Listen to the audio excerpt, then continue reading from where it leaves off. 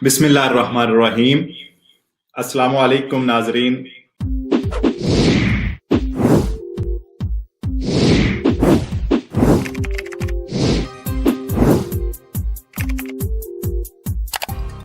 बाईस मार्च से नए कोरोना केसेस के मद्देनजर रखते हुए जो फैसले लिए गए उनमें थोड़ी सी तब्दीली है, बाकी तो आपको पता है डीपीसीएम वही है।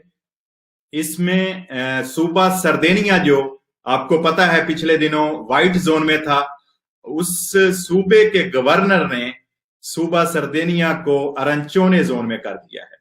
वो कल से सूबा अरंचोने में शामिल हो जाएगा और इसके साथ सूबा मोलिसे जो है वो भी जोना अरंचोने में चला गया है और इसके साथ सूबा लिगुरिया जो है वो भी अरंचोने में दाखिल हो गया है।